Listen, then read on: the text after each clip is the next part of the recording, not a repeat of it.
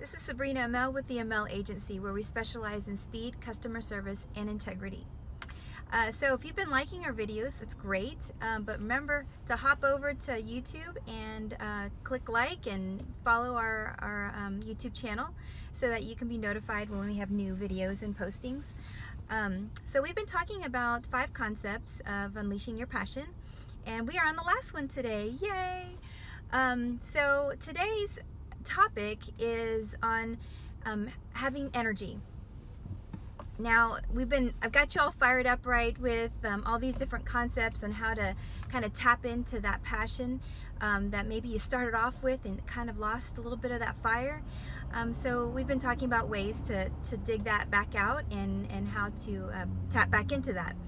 So, you know, you're all fired up, but how do you maintain this level of energy to do all these things, to network and to be on all the time and to know what it is that you do, you know, and to be good at that, and to know what your purpose and meaning is, and to be optimistic? That consumes a lot of energy.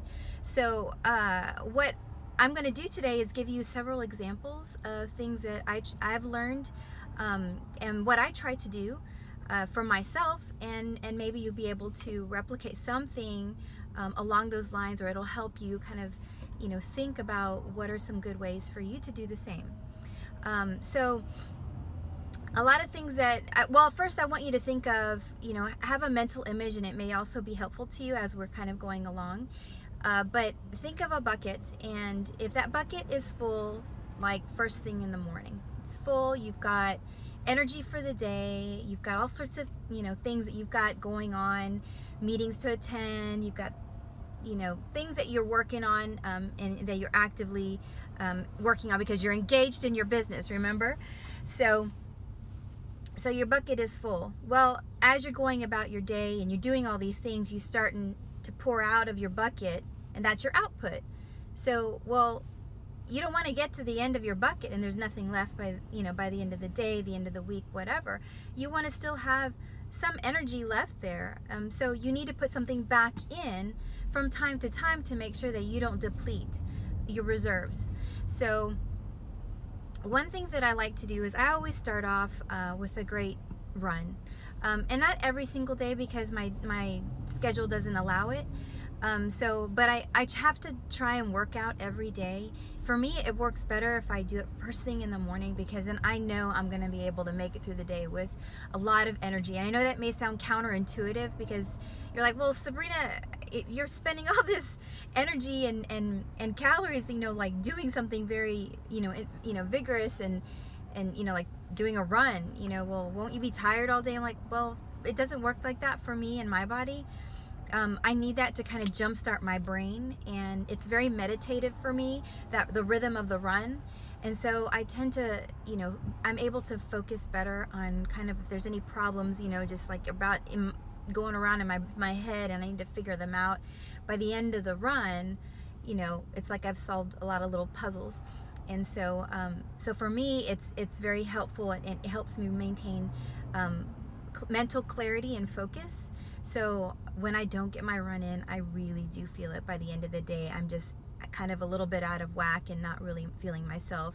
So for me, it's very important to be on top of my workout routines, and to also, in conjunction with that, to also pay attention to what I'm eating and how I'm eating.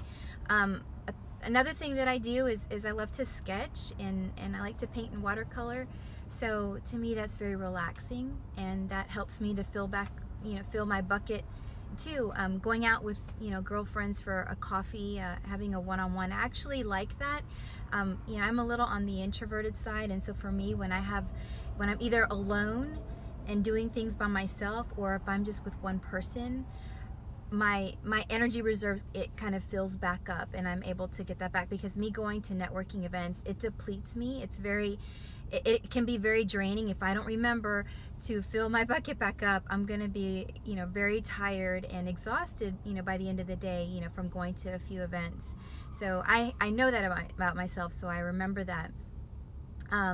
Leonard and I love to travel, so you work hard, you play hard. We love to do things with our family, go to Disney World and just have fun trips with them. And so we make time to make that happen. I think it's really important, especially if you have a family. You want to keep those memories going, you know, both for you and your husband, but for your kids too. And so that, you know, if your family isn't a physical drain on you, or even an emotional one at times, you know, consider that as something to do. You know, cut the clock, you know, at a certain time of the day, and just be like, you know what, I'm going to spend time with my family the rest of the evening.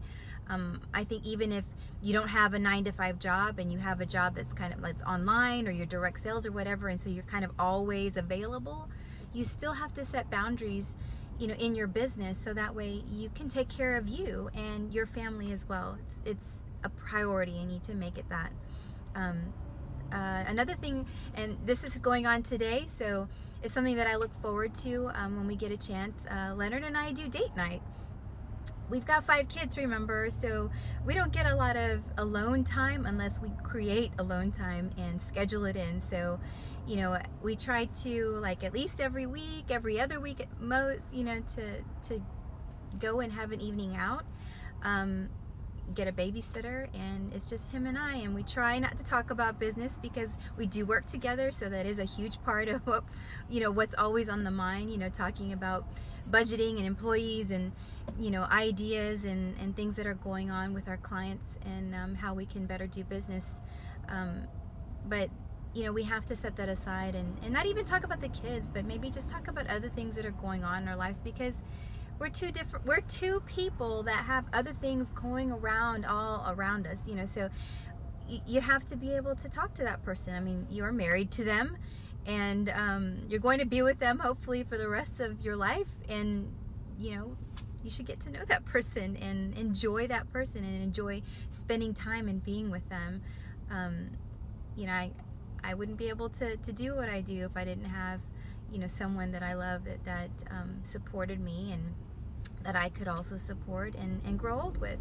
So those are just some examples of how to fill up your bucket.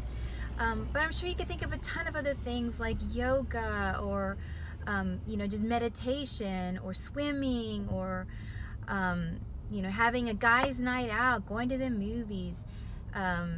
There's so many different things, you know, reading, lots of hobbies, and, you know, it should be something that's relaxing to you, something that you enjoy doing, and set aside that time every day, not just like once a month. You know, set aside a little bit of time every day to help you regain some of that, you know, energy back, so that way by the end of the day you're not completely and totally mentally, physically, spiritually, you know, everything exhausted, and you have nothing left for your family or your spouse. That's where you don't want to end up in that place, because then it just becomes this daily routine, and, you know, then you end up not enjoying what you do anymore, and, you know, it becomes, you know, difficult and hard. And so you want to be able to enjoy what you do and continue to have that passion, so you've got to have the energy to do it. So that's it for our 5 concept, guys. So if you've hung in there, thank you. Again, you can find us on Facebook. Subscribe to our YouTube channel for sure. You're going to have to hop over there. It's easier to do it than through Facebook. But, you know, you can also find me on Facebook and Twitter and LinkedIn. So definitely, you know, give me a shout out if you have any questions. I'll be doing many more different topics. We'll start up again next week. Monday morning, hopefully I can get a new topic in, and we'll talk some more. Thanks for listening.